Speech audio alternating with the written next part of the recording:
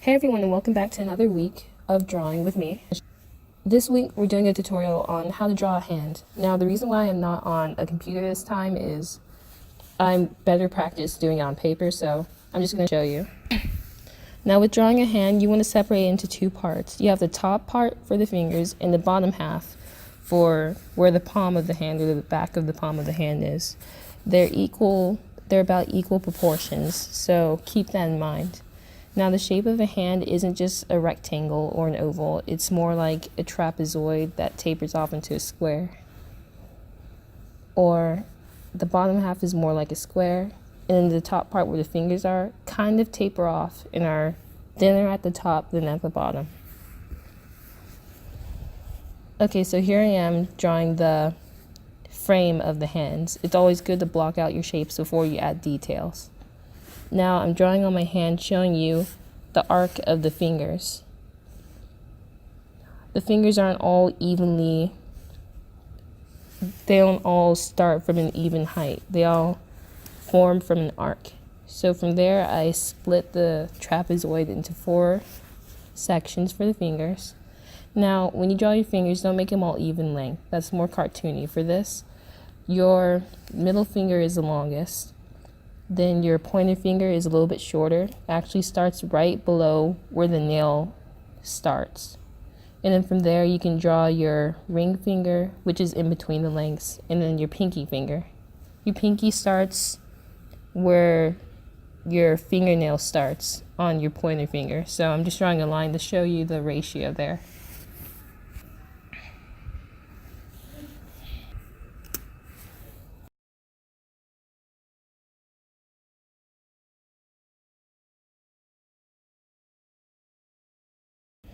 Okay, so drawing down the hand, it still kind of follows that trapezoid shape. Now remember, you don't want any straight lines. Everything is made of curves, even if they're slight. A body is its curves, and we're just very organic shapes. Unless you're drawing a robot, you don't want any straight, plain, straight lines.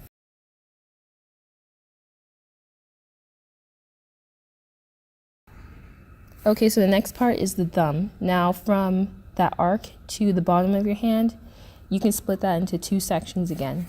Your thumb will be the bottom half and the top half will just be blank. So from there you can see that it kind of starts right in line with the left side of the pointer finger. From there it arcs up, and it's not just a straight line unless you're arching your thumb a little. It's kind of bent at the knuckles and everything, so you work that up. Now I'm looking back and this thumb does look a little small, so if you want to make your thumb bigger, go ahead, be my guest. It's encouraged. Now for the knuckles, for now, since this is a sketch, this will be just a bunch of circles. And kind of how the fingers are different heights, the knuckles follow that same arc, even the lower ones. Now knuckle is every third of the finger, so the ratio is about the same for each space. Ball your hand up into a fist. You have another arc, but it's more like a stair step. It's more upwards. So from there, you can just make a much flatter arc for your knuckles.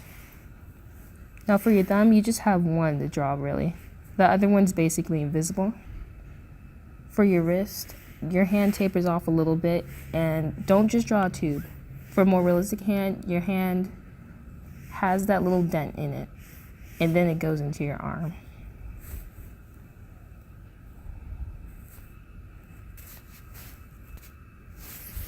Now for this next part, it's optional. This is for if you're drawing a pen or if you just want a completely new sheet of paper so you don't have any eraser marks or anything.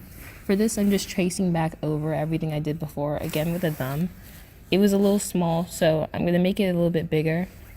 Also, make sure that you don't have that glove look. You don't want anything looking too fat or just low definition. Everything is just made of smaller curves. Even the fingers, they kind of buckle out where the knuckles are.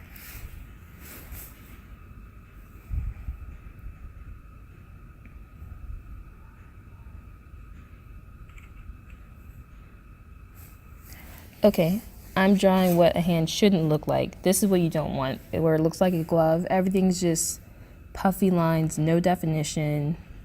The fingers are too homogeneous, as in they're the same length. There's nowhere for them to bend. It's just squishy. When making a realistic hand, you want it to be organic and curvy, but you don't want it to be soft, or else it looks like it has no bone structure underneath that. We're not drawing bones today, but you have to keep in mind the bones and muscles that go underneath all this skin.